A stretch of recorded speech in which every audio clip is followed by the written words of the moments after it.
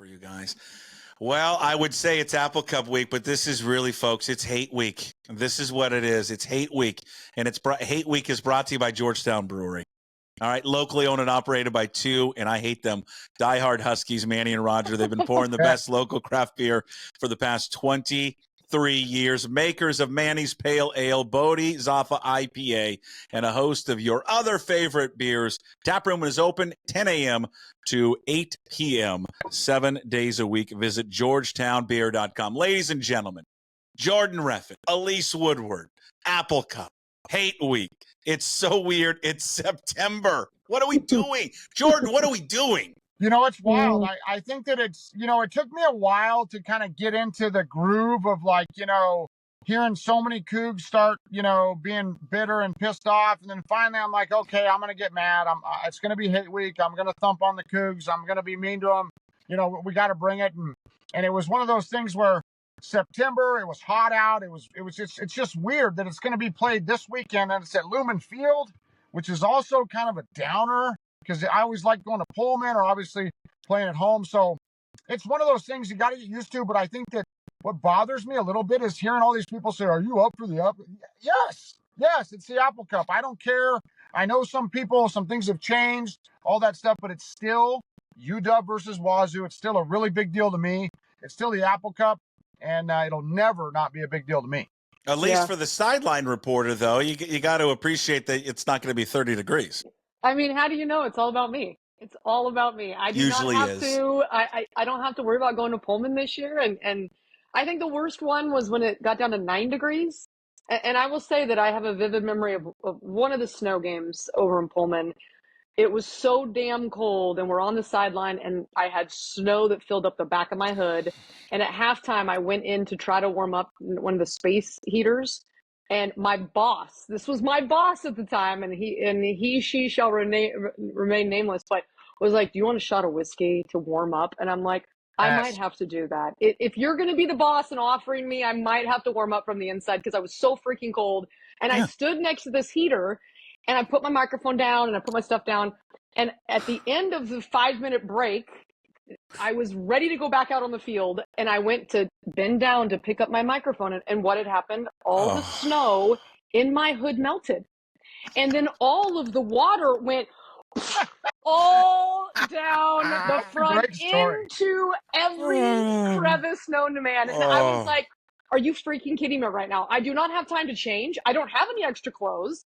I'm wearing every single bit of clothing that I have, and now it's all wet, and it will become ice by the time this game is over. And that is what I will miss about Pullman this year, guys. But, to be replaced by Penn State or Iowa or some other cold place. But, yeah. So that's what I'm really looking forward to. What is it supposed to be, 65 degrees and partly cloudy? Yeah, I can deal with that. I can deal with that. 2018, Elise, I remember I was an honorary captain. I don't know if you guys remember, there was some guy at Wazoo named Minshew, and it was a big game. And I think what pushed him over the edge in 2018 was me walking out with those guys and sending those. Is that what did it? That was miserable. That was miserable in 2018 because, when you don't play, when I was playing, I didn't even wear long socks, D-line, no sleeves, and you don't even feel it. But when you're watching the game, and it's that wet snow, and then it's like 20 degrees. It's miserable, but I thought Puck would like that memory of 2018. No, I hate that game. That game was fucking miserable. Hated that game. The weather sucked. My son was in shorts and tennis shoes because he was in that stage that boys get in where all they want to do is wear shorts. And then he would refuse to put his snow jacket on, so we had to get him a freaking poncho. And I got a picture. I'll find the picture. Maybe I can find it before the show's over. He's miserable, and I'm like, I told you you're going to be miserable. I told you to put on sno pants. Sometimes you just got to learn a lesson. Sometimes, it's just like you're going to have to be in some pain today because I'm not leaving this game, son. No, we weren't leaving. The best part is the person. If we have the season tickets, the person that sits in front of me, they don't sit there anymore, but that season they were. She had brought she had this huge cougar poncho on, and it had like pockets everywhere, and she would stuff, even on hot days she would wear it because she would stuff so much beer in it. It was unbelievable. And she had 2 like giant shampoo bottles filled full of Fireball. And Yes. so she would just turn around and just go, open up. And just, it's awesome. So Take the a little shampoo. It wasn't, the shampoo was not in it. It was never in it. It was just like a shampoo bottle. Like I she bought it. understand that, but here's my question: if you're a security officer and you see somebody bringing in a full-size shampoo bottle, like, They don't- is that not a little bit odd? I know Elise. it's a big shampoo bottle. I get it. I understand that, but if you're a security guard, why would somebody be bringing in any kind of a shampoo bottle? Like, isn't it supposed to be like fake sunscreen or something you Jordan, want in a she's football never game? been there. Have you ever like gone to a game there not as like working, like as a fan? Oh yeah, 100%. No. Jordan has. Okay. No, Listen, I understand the concept. they but don't like that's check- not how you trick them with shampoo. Oh, they don't check. That's what you're saying. I got that. anything. No. Okay. 3 times last year I walked into the game without showing a ticket. I just walked in. It's anarchy over there. It's because you're the king coop.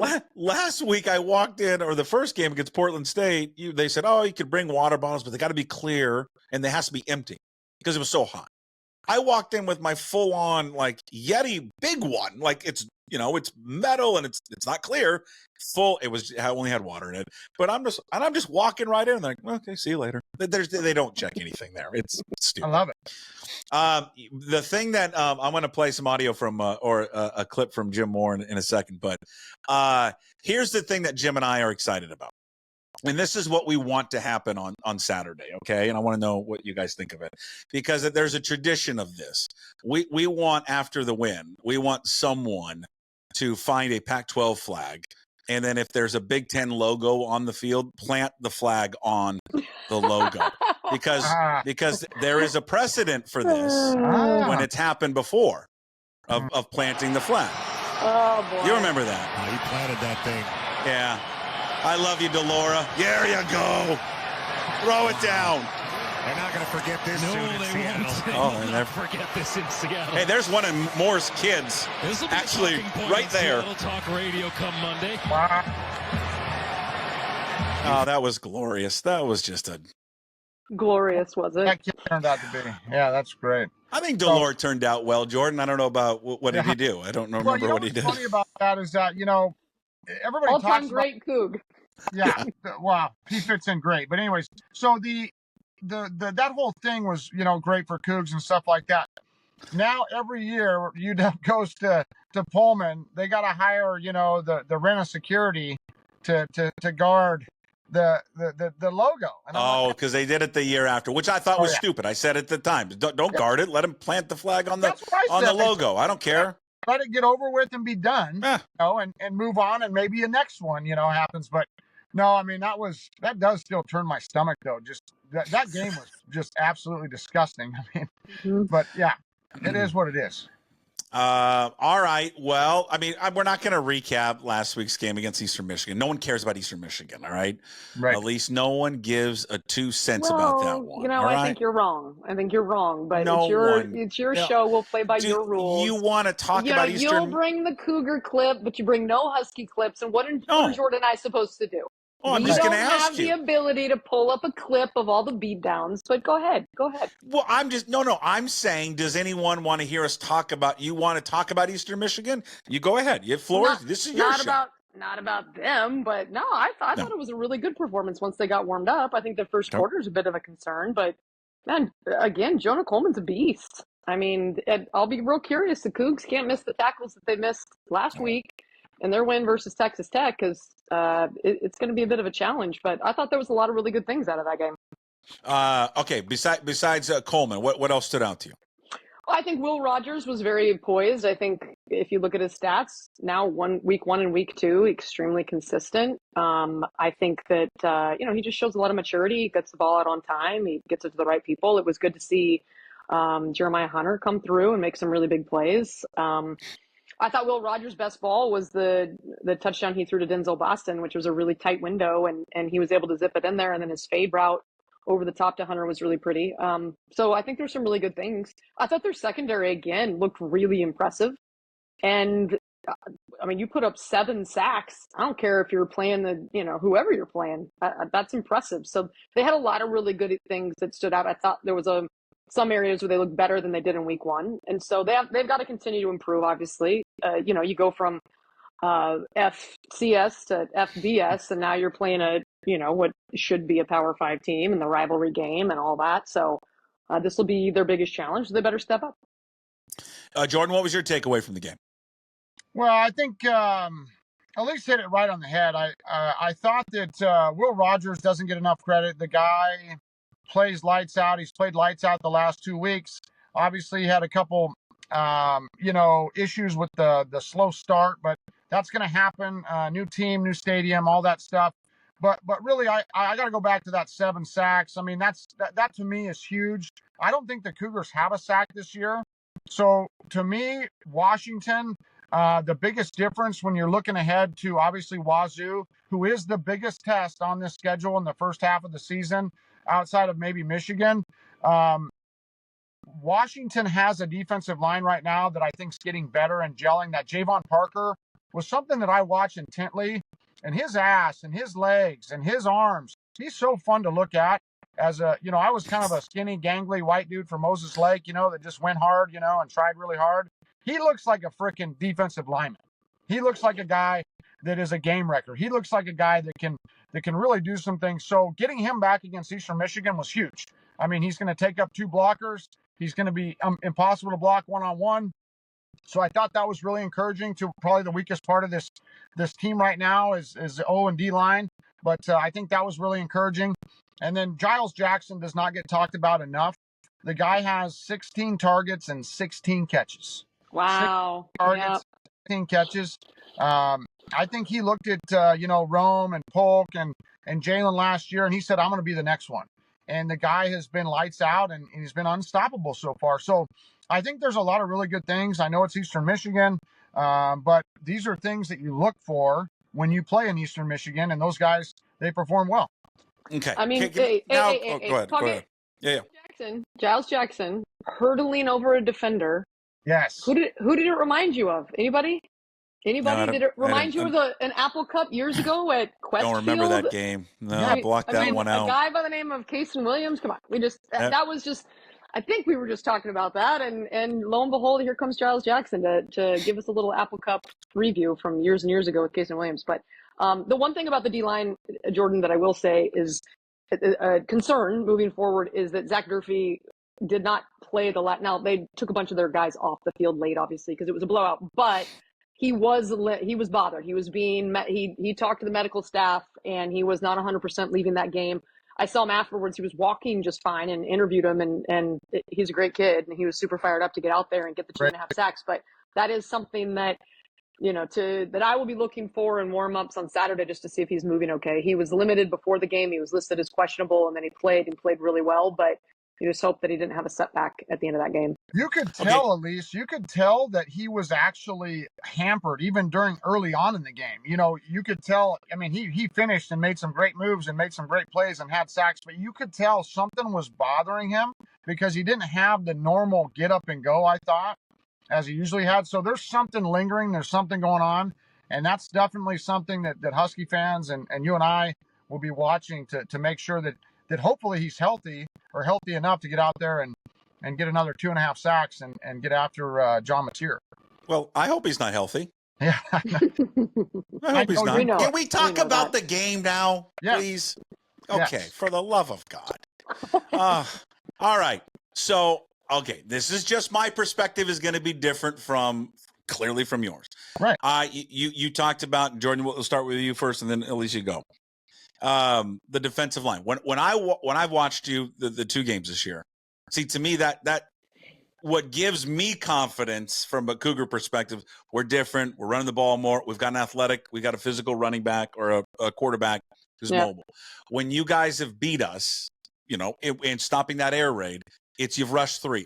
I don't see difference makers on that defensive line. Like, I see the ability to run the ball pretty consistently because I saw Eastern Michigan do it in the first half, and I saw Weber State, in fact, do it in the first half. So am I wrong with that? Am I being Jordan? Do I have the crimson glasses on thinking that or what? No, I think that Coug fans have every right to be excited about this game because there's no Vita Vea, there's no Greg Gaines. Obviously, we lost one of the greatest pass rushers and D linemen that went to the NFL draft last year. So there's no like humongous guys in the middle that are going to stop them with 3. But I think you might be over your skis a little bit because Javon Parker's back. He makes a big difference. He is a guy, body type wise, that is a guy that can do some things. One thing that worries me as a Husky is John Mateer's feet. And I've talked about this until I'm blue in the face, is that, even against guys at Weber State and Eastern Michigan, we were losing contain. And we'd miss out on rush lanes. You'd miss sacks. You'd get up on that upfield shoulder and the guy turn and you weren't able to bring him down. So those are things that are concerning for me. I don't think that it's going to be where the Cougs are going to be able to run the ball all day long. But I think that John Mateer, that extra running back, could be a problem for the Huskies. Elise? Yeah, I think that Eastern Michigan, there were, especially in the first half, there were some plays where they just lost their quarterback and he got out. And the third down conversions, the long runs where, nobody's near him in the secondary and it seemed late to react. I'll be curious if they're going to use a spy because obviously, Puckett, you watched a lot closer than I did the Cougar game, but it seemed like that was the number one option for the offense was Mateer's legs. So if that has to be the Husky defense is going to have to react to that. They're not going to, they can't play as deep. So we'll see how they react to that because I think that's going to be one of, if not the top 3 keys of the game is to make sure he doesn't single-handedly on the ground move the football, especially on third downs. Yeah, because go ahead, Jordan. I'm sorry. I want to say one thing I really want to add to that is I think Elise is dead on right. John Mateer threw 17 times, I think, against Texas Tech is all. 11 for 17. I think the Huskies are going to go into this game and try to make him throw it 30, 40 times because he has not shown that, like Locker early in his career, that he can just go out there and make these throws and be a drop back guy. I think they're going to try to keep him in the pocket and make him, beat us with his arm, not his feet, because we've seen what he can do with his feet, and it's not good for the opposing defense, right? That's why they blew out Portland State. That's why they blew out Texas Tech, was because of his feet. So they're going to try to take away what he does well, right? They're going to make him sit back there. They're going to collapse the pocket. They're going to stay in their rush lanes. They might even have to man up. I think our athletes on the back end may be better than Wazoo's athletes. So they're maybe going to have 5-6 guys making sure he stays in the pocket. And then you might have 4 or 5 guys, some man back there with a free safety on the back end, because I think they're going to try to make him throw the football. Hey, Moses Lake kid. He threw for 352 yards against Portland State and averaged like 20 yards a throw. Dude, Weber State Come on. blew out. Well, I'm just saying. You just said he didn't beat anybody with his arm. About like Moses Lake High School. Okay, so let's okay, I'm just saying he was pinpoint in that first game. Pinpoint. Yes. So pinpoint. I know, but he did a Power 4 team and threw the ball 17 times. Yeah, but you've played Weber in Eastern Michigan. Come on. Hey. No one's played anybody. I'm just saying. Okay, Puck, so how confident are you? I'm confident as hell in him. I think he's going to roll over you guys. I think he's going to absolutely roll over your defense. I think he's going to do both. I think he's going to be the best player on the field, not going to be close. Wow. Well, I just don't see it. I just don't see. I just don't see a good defense on your end. Be wrong. I think your secondary is good, but I just think he is. I think he's an X factor that in this rivalry that they've never had. You think he's that high up? You talk about Luke. Yeah. You guys have legendary quarterbacks that have played in this game. Legendary guys, right? But with their arm, they've never had a guy that can run. He had 200 yards rushing last week. Yeah, no, I've been really impressed with his legs. But to me, like I said, I think that the difference is that Washington has guys on the back end, and even our linebackers. I know people haven't been impressed with our linebackers. I don't know why. They haven't given up a touchdown in 2 games. Like I said, I don't care if they're playing the YMCA, but not giving up a touchdown in 2 games is pretty damn good. Yeah. But our linebackers have been around on national championship title runs. They've been around for 3-4 years. These are guys that are elite linebackers. And then on the back end, I just don't see guys at Washington State to the number, to the man. They don't have the athletes that Washington does on the back end, in my opinion. Right? You're talking about like receivers versus DBs. Correct. The receivers that Washington has played against, these guys right now that are on Washington's team, Texas, Michigan, Oregon, they have beat them all. Right? The guys that are playing right now. So it's not like we have a bunch of new guys in the secondary that haven't seen elite wide receivers. They played against guys at practice that were some of the best ever to do it, in college football, and Rome and Polk and Jalen, these guys. Mm-hmm. So I don't think they're going to be surprised. They're not going to be surprised by speed. I don't think they're going to be surprised by moves. I think the big thing for me is that Washington, really the difference in this game, I think it's going to be on the other side of the ball, to where if Washington can run the football at will, it's going to be a long day for the Cougs, right? Because then they're going to keep the ball out of John Mateer's hands, right? Which probably is the game plan anyways, because he's their best player. But that to me is where, if I'm a Coug fan, I'm thinking, I got to stop Jonah Coleman from getting 8 yards a carry, right? Yeah. How are you going to do that? But food poisoning. Right. But that's where that to me, the matchup now is Washington's offensive line against the Cougar defense and the Cougars front seven, because I think that defense, to me, at Washington, it hasn't got a lot of credit, and I think they're kind of pissed too. And you got guys that have been on this team a long time, have played a lot of good football, played in a lot of big games. I'm talking huge games, national championship games. Doesn't get any bigger than that. So they have some experience.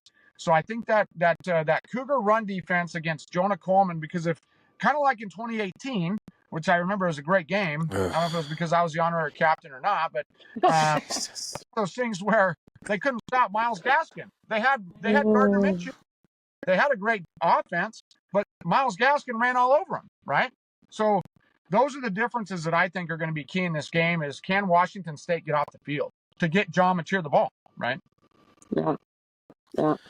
Yeah, well, Coleman scares the life out of me. Just absolutely. I mean, he goes, it was interesting. I caught up with Jake Dickert this week, and something that he said, and he's noted, like, they haven't had good practices this week. He said that. He's like, we just haven't, for whatever reason, I don't know why. And he admitted last year that when they played Arizona, right, and this is the entire staff he brought over, it was the first time in his time there that another team, and he said, I didn't know what he meant by it. He goes, well, they broke our sword. And I go, what do you mean by they broke our sword? He's like, I saw guys in the second half quit against Arizona. Wow. I mean, that Arizona game was a beatdown. Yeah. And Arizona hadn't done anything yet like that. And that was really the run for them. Because I want to say that was probably Fafita's maybe second start. Maybe I'm wrong. Oh, whoops, thumbs down. I don't know what's going on there. Yeah. That was the thumbs down on that game. And then they obliterated him. And Coleman was everywhere. They had no option. And that was kind of felt like Coleman's coming out party. But yeah, I mean, Elise, you're right. If they can't stop Coleman on the ground, it's going to be a long day, because Rodgers will be able to take advantage, because they'll start bringing guys up and making plays over the top. I don't think Wazoo's defense is all that good. I think their secondary is pretty good. Their front, small, just is. And they, unless they, those guys play out of their minds, I mean, I think Coleman's going to have a day, and they've got to at least limit him, at least from my perspective of having a huge day. But he's a monster. He is a monster. And the one thing that's interesting, his strength, breaking tackles. Wazoo's defense up to this point, at least for the first two games in a small sample size, missing tackles. That combination of strength and weakness coming together, I mean, who is going to be you're going to need 2 or 3 dudes there, clearly, to get to Jonah Coleman. So, how are they going to be able to do that? That's the huge challenge for Wazoo, I think. Oh, again, that's why I go back to food poisoning. I mean, I think Jordan, I think in a taco truck right out front of the, Husky Stadium, like pregame, or where are you guys staying the night before? We get brownies. We used to get brownies on Friday night. We get brownies. You gotta do something for that time, but yeah. You gotta do something for crying out loud. I mean, man, I'm just anything to slow him down. At least with you first on this one, the offensive line, they replaced 5 guys from that offensive line a year ago. And I know the guys had played, but in terms of starters, and it seems like, and correct me if I'm wrong, in the first 2 games, it's not only are you breaking in 5 new guys or 5 new starters, you are also moving them around and shifting them around. Have they settled in on a group? It certainly didn't seem like it. I think they're continuing to audition guys to see not only which guys are going to play the best in pressure situations, but which guys work well together. And I mean, you're talking about moving from possession to possession. And so it was interesting for me on the sideline. Like I wanted to go over and just see who's sitting down in what spots and looking at the film. That's another thing, you guys, that's really cool on the sideline now is with those, I'm trying to like sneak a peek and see what they're looking at on the film to show them. Because the first quarter, UW punted on their first 3 possessions. They were not good. And at one point, after the third possession, guard Memelar, one of the offensive linemen, he let's just say he had a lot of encouraging words for the rest of the offensive line, and he brought them all together and was fired up. And it was interesting because I do think it's hard. If you're an offensive lineman, there's no other position group in sport where you depend so much on the other dudes around you. One dude messes up and the whole thing breaks down. And so are you guys hearing that right now? Yeah, just a little bit of feedback. That sounded a little weird, but a little feedback. Okay. But yeah, anyway, so for them, I think the sooner they can figure out the top 5 guys and they can play them consistently, the better, especially I think at the center spot, because whoever's playing center working with Will Rogers, it's both of their first times getting reps. And I mean, that's a real thing with that center exchange with the quarterback, and they had a sloppy one. And so it, cost them dearly. So that I think is an area that I think that they've been pleased with how the line has played so far, but I still think there's a lot of room to grow. Jordan, is there a combo you like more than the other that you've seen through the first 2 weeks? It's hard to tell because, when I watch it back too, I mean, I think they've had success with a bunch of different guys. So I think that's why Coach Carroll's at where he's at, right? Where he's not set on, hey, these are 5 guys or 6 guys that we're going to go with. But I think one of the biggest things for me when you have that type of rotation is that, and we did that last year too, believe it or not, we had guys rolling in and out on a team that went on a national title run. So this isn't totally unique. But I think at the 3rd game of the season, you're going to start seeing guys hopefully start supplanting or finding their spot. And coach has got to have those guys to where they're ready to play, because it is hard to come in and out and get in a rhythm. I think that is something that might actually be in the Cougars' favor, is having guys rotating in and out at that position, right? D linemen run in and out. Even linebackers, right? DBs, they run in and out. Running backs, receivers. Offensive linemen usually kind of get set. They know what the play call is. They know what the protections are. They know what to expect. They get in a groove, right? So I think that could be an issue for Washington moving forward. But I also think this week is going to be really fun for both teams, because I don't think either team has really thrown the kitchen sink at their opponent yet in terms of defensive disguising coverages and exotic blitzes and different plays in the playbook on the offensive side. So you're going to see a ton of different looks, a lot of pre-snap motion. You're going to see some trick plays, or you're going to see plays where Coach Fish is always trying to give his guys an advantage. We talked about that in the past, where that's his main goal, is try to find a way on this offensive snap to give my guys an advantage. So I think that's going to be a great chess game this week between Dickert and Coach Fish and the coordinators, to where they haven't shown much. I mean, maybe Texas Tech early in that game, they thought that they would have to, because it is, I mean, Texas Tech, I mean, that's supposed to be a pretty tough game for Wazoo, but obviously they came out and they played really well and really just dominated that football game. They deserve a ton of credit for that game. That game made me a little bit more nervous than I was before, because I didn't think that they would do that well against Texas Tech. But it's going to be fun to see how they get these guys in a position, hopefully to win on Saturday, in terms of the Washington Huskies, and how they disguise coverages. And really, John Mateer, I think this is his 3rd start ever. I mean, this is a big game. Will Rogers has played in a lot of football. He's played against Alabama. He's played against Georgia. He's played in a lot of big football games. So to me, that makes me feel a little better on the offensive side of the ball. But I think that the Huskies are going to have to find a way to hit John Mateer and like I said, make his teeth chatter, and hopefully sit him down and hit him and get him in the backfield. Because if you don't, like I said, I can see him, and I have this vision. I had almost like a nightmare of his feet, like kicking up those black, little pebbles on the turf. And it's like a nightmare where if they don't stop him, it could be where, the Cougs have an opportunity. But that's the biggest key for me is God, they got to stop John Mateer from running all over him. Well, when you're talking about trick plays or things you haven't seen or moving personnel, I would say I'm curious to see, as the season progresses and even in week 3, what they're going to do with DeMond Williams. I don't think they're going to use him a ton against Wazoo, but I think it's when they use this guy, because I'm telling you, through spring practices and through the fall practices, and from what I've seen, this guy moves at a different pace than anybody else. It's not just because he's fast, in a 40. He cuts back. He is electric. He just is different with the football in his hands.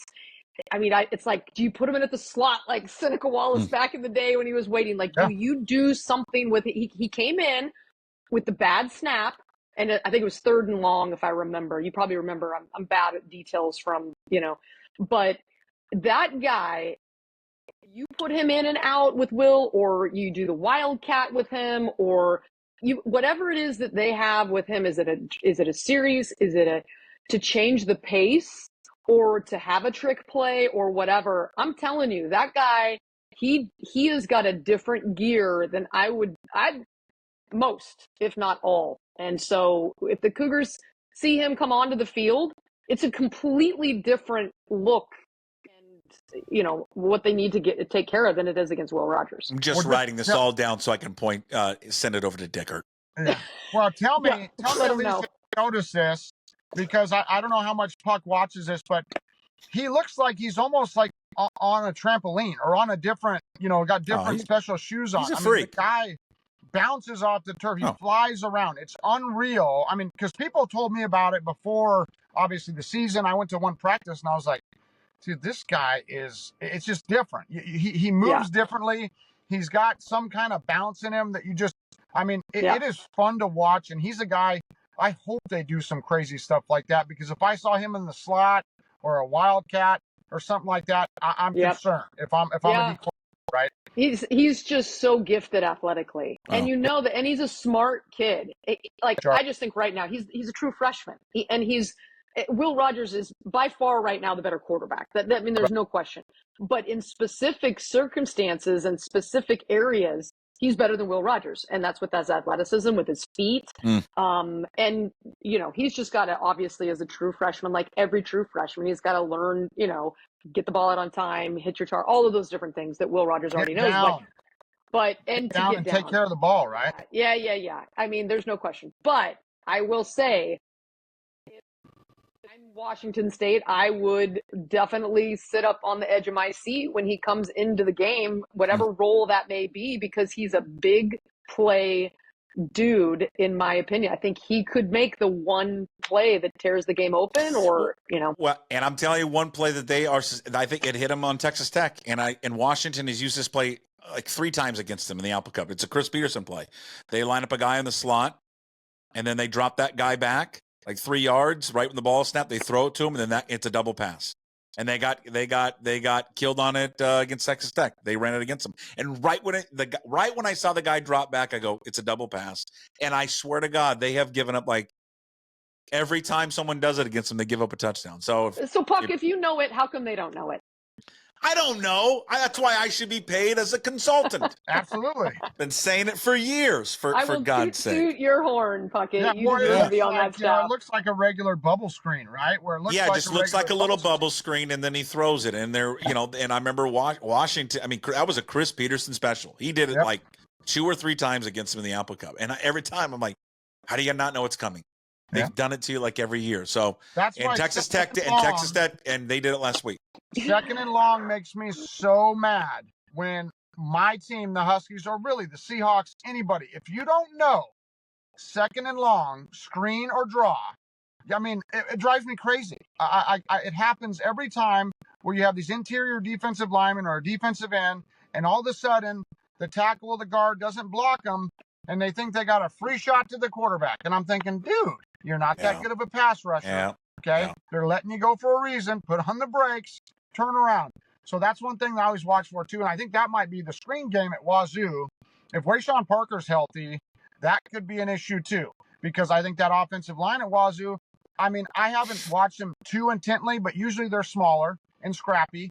So if they start getting beat handily, there's going to be some screen games. And that's where you can really open up a big play with Wayshawn Parker, or whoever's really in the backfield. Parker's a good one. Yeah. He's healthy. He's playing. Yeah.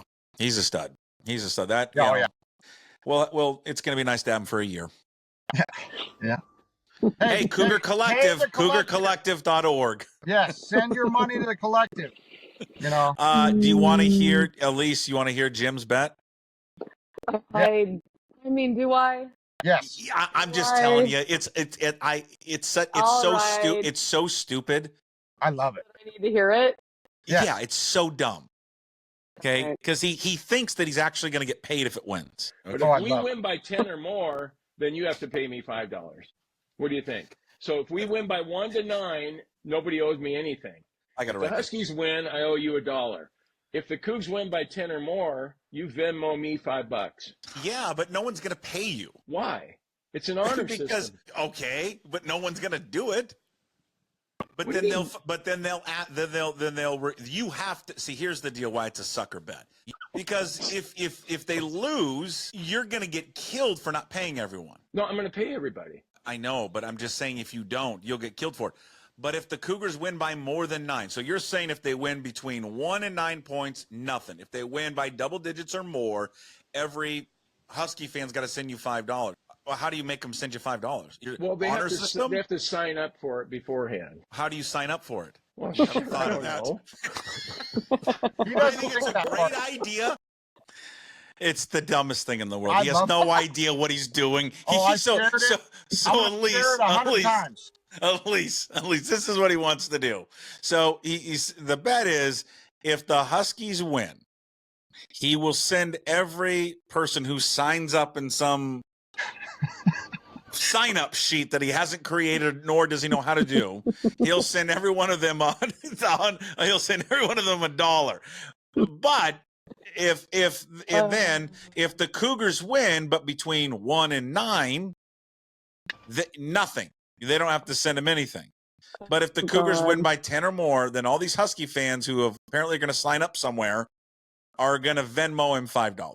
And he thinks this is the greatest idea in the world. And I'm like, well, how are they going to sign up? And how do you make sure that they pay you? And he's like, well, I mean, he's going to go like 4th grade teacher with like, the clipboard and then the pencil that's attached by the string. And he's going to write everybody's name and number down. Dude, I can't understand, I love that dude. He's so committed to his, whatever like cause it is. I just can't help but love and respect him. But he's so misguided with some of the shit he does. But I tell you what, he's got confidence. Yes, he believes it. When he's telling everybody between 1 and 9, so if the Cougs win by a touchdown, or 8 points or 9 points, which is a huge win for the Cougs. They win by 9 points. That's a huge win for the Cougars, right? Yeah. I don't know, how many times have the Cougars won by more than 8 points in the last? Very, very few. I don't care how much they win by. Just win. That's what I'm saying. So I'm like, Jim, this is awesome. I'm going to share it. I'm going to try to get thousands of people signed up. It's going to be great. Well, he's never going to learn he's not going to understand how to sign anything up. He's not, he's not going to figure that out. So, what do you think? How does it unfold? You don't have to give a score prediction. We're not going to hold you to it unless you're wrong. Then we'll hold you to it. But, Elise, how does it play out?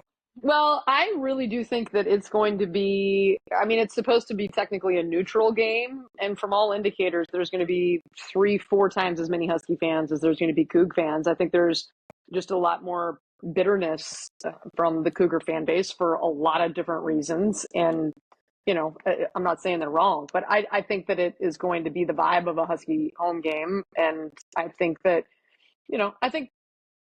the only thing that would make me pause from thinking the Huskies won't earn a win, I do think it's going to be close. I think that win against Texas Tech was really impressive by Wazoo. I give them credit for that, absolutely.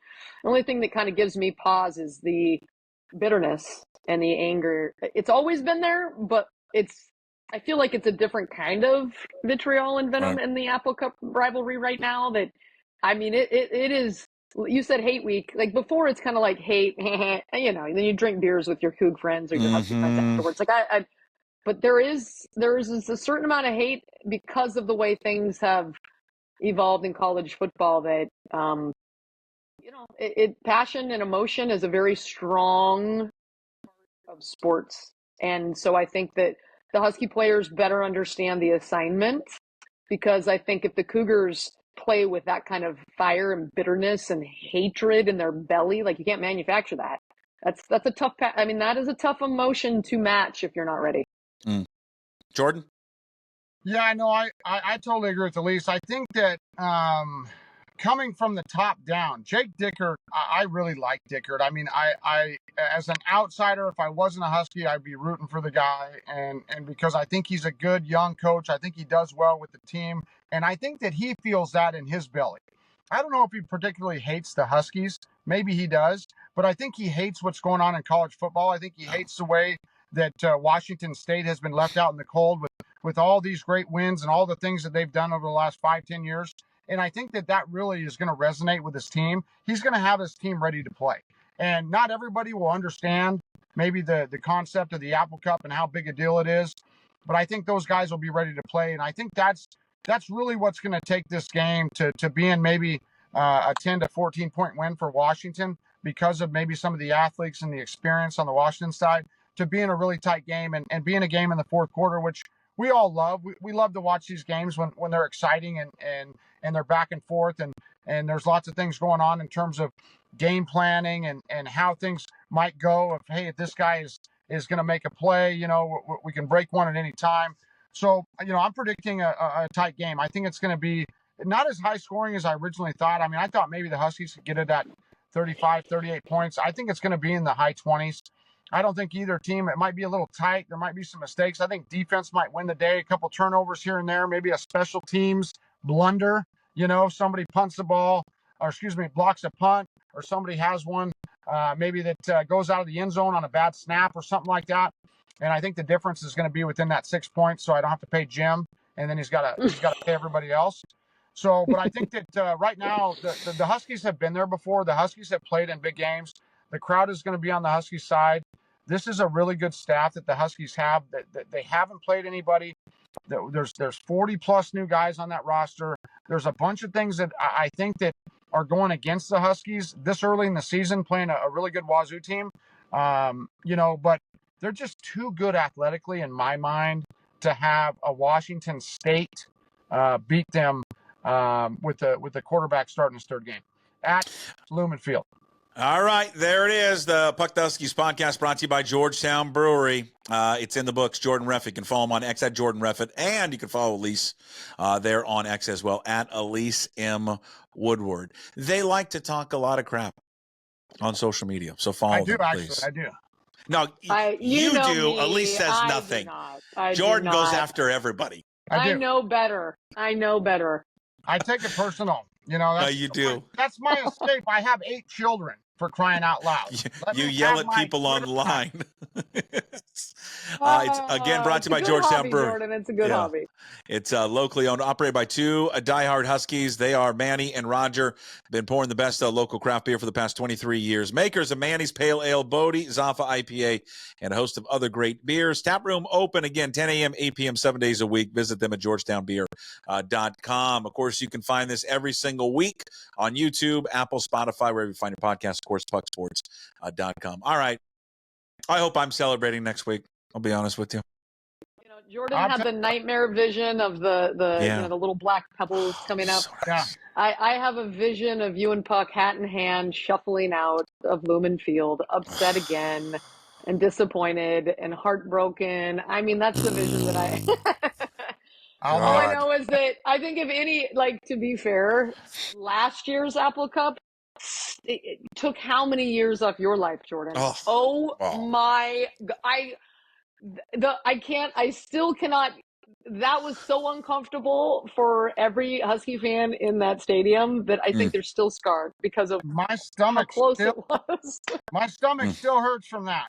I don't bring that up because now I have anxiety. Okay, now I have anxiety. It's going to be rough the rest of the day.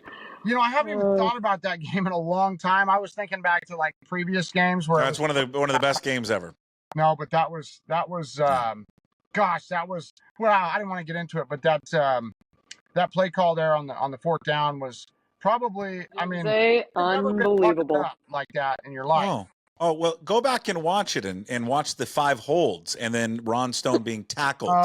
And then you can say, what a great Stones of a play call that was. It's a great play call when your defensive end is being tackled to the ground. Welcome to college football, buddy. They hold on every play. I'm a defensive lineman. I can go back. They hold on every damn play. All those offensive linemen cheat all the time.